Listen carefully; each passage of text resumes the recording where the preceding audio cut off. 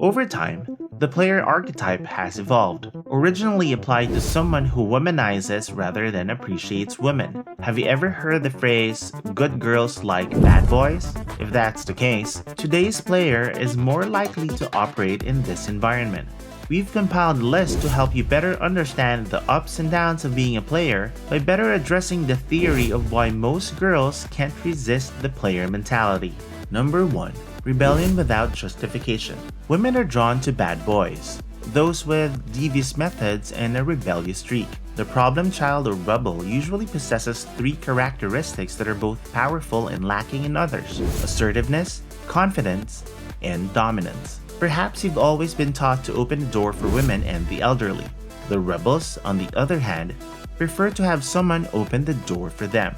The three characteristics they excel at are more often than not result in a manipulative mindset in the gamer. For whatever reason, this appeals to a lot of women. But the rebellious attitude can only take a player so far. It peaks in high school and then fades over the next decade or so as women start to realize that they prefer consistency and dependability. Most women realize that the bad boy they so desperately desired has resulted in a disastrous adult relationship. Concentrating on the three characteristics of assertiveness, confidence, and dominance, and attempting to master them without creating a toxic environment is one of the most excellent advice. For example, when on a date, open doors for your date and order for them based on their personal tastes. This mix of assertiveness and generosity works well to create a relaxed atmosphere. Remember that every woman is different and none of these methods are guaranteed to bring you success. The ability to read not only the ladies but also the surroundings and making necessary adjustments is an important part of being excellent with them.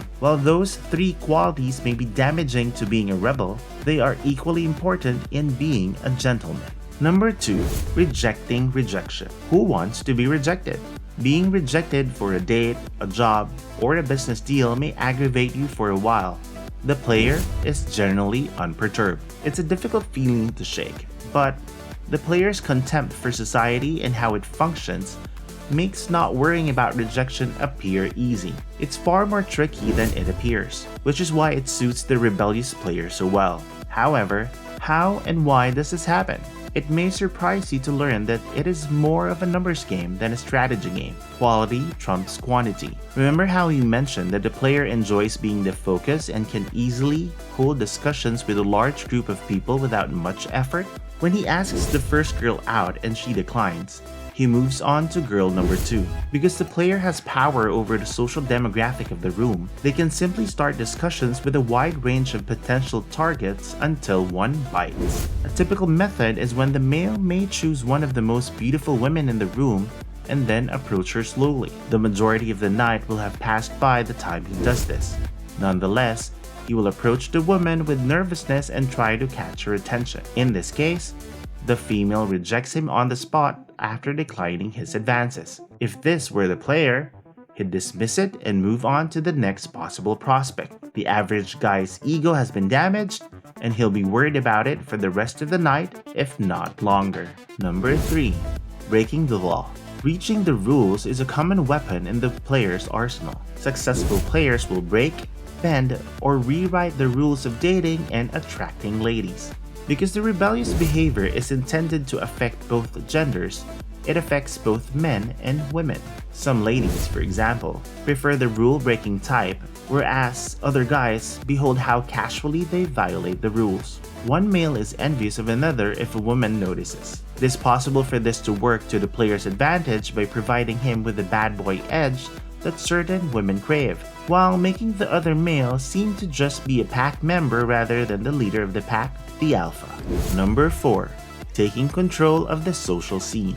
For many men, owning the social scene is a major impediment. Many of us find social gatherings stressful, and when you have a group of attractive females added to the mix, your nerves may worsen. Have you ever seen a confident man conversing with several people at once in a bar or at another event, possibly including several women? These guys are comfortable in social situations and do not mind being the center of attention. In fact, they flourish in such conditions. To be clear, not every socially confident young man is a player. However, This trait is at the heart of every player's skill set. If you're lacking in this area, don't be too hard on yourself. It turns out that many men are. It's a rare trait to possess, especially given that most men prefer smaller units or one-on-one interactions. Evaluate someone's social skills who would seem to have a lot of luck when they are the center of attention. This may take some time to master. You can, however, quickly become the life of the party with a little more effort, research, and observation. We do not recommend trying to imitate the player image, but rather leveraging its characteristics to establish your own game while adhering to proper etiquette as well as chivalry. When you're younger, the defined persona may work better, but it doesn't translate well as you mature.